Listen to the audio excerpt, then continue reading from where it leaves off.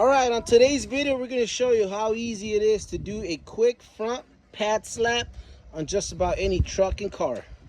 You need a jack stand, and a good impact to pop the wheels. This big Ford is an I-beam, so I'm going to go right on the bottom of this I-beam. That's where I'm going to hit my jack and jack stand.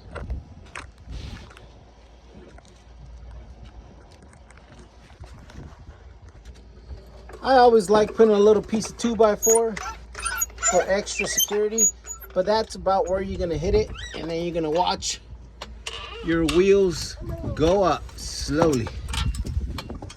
And then you're going to put your jack stand somewhere next to this I-beam and knuckle. I'll show you. So now you can tell the tire is clear off the ground. You're going to put your jack stand there, and get ready to take off the tires. Now that your tire and wheel is off the ground, you get yourself a good impact and you hit them off. Whoa, these are on pretty good. Break them all loose.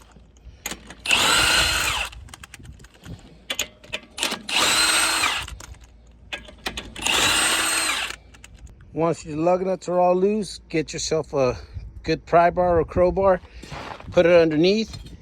You might need some help since this is a big tire and wheel combo. And take it out of the hub so we can expose the brakes and get to them. All right, now that you got the whole hub and brake assembly, you're gonna need 2 sockets for this one and this one to remove the caliper. All right, in this case, it's a 15 millimeter. So you break your first one loose. Oh, it's on good. Ugh. We're gonna need a longer one of these. They're on pretty tight. All right, so this is your caliper. This is the bolt. You get that one off. And then you start doing the bottom one. And then eventually your caliper will come out. You could actually do it with your fingers. That's what you're popping out right here. And then we're gonna get to the brakes. Next, you're gonna grab your handy dandy pry bar again and pry that right off on both sides. As you can see, they're coming out. And remove it by hand, with your hands. All right, after a little bit of prying, they're coming off. You're just gonna grab your caliper, pull it out, and then sit it right above this, away from the brake pads. All right, so you grab a little screwdriver and you're gonna pop this out, take it out, and you're gonna slap your knee brakes on. But first, I just want you to see the difference in material. And it was time for some brakes. We're getting pretty close to low. So that's simple. Now you can reuse these clips and just throw a little bit of anti-seize, or you could put the new ones in the package, whichever way you work. So once we got the brakes off, I like to grab a little bit of brake clean and just hit everything around here with some brake clean, just to kind of know you're dealing with a clean surface.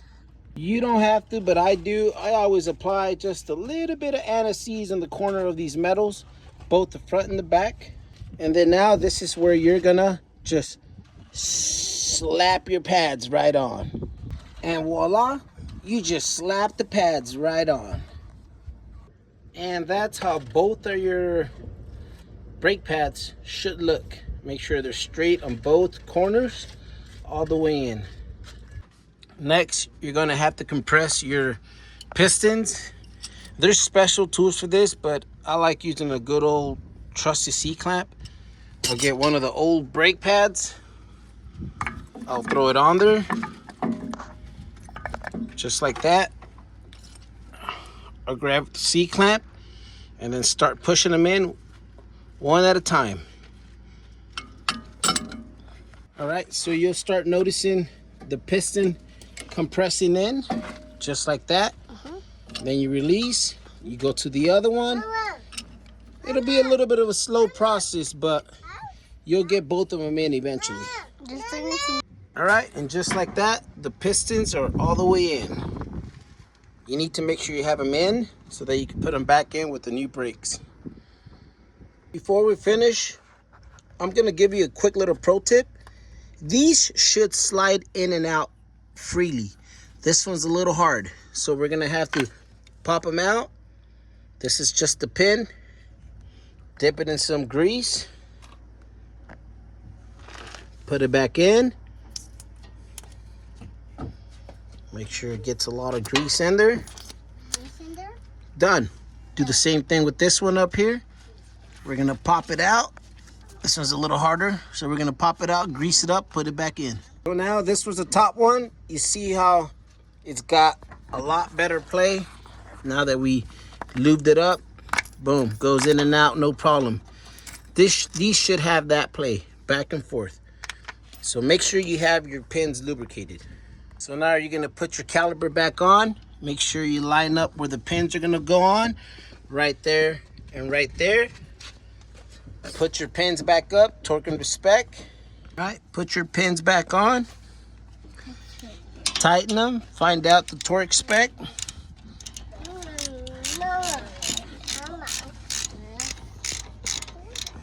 All right, always make sure you find your torque specs for your caliper bolts.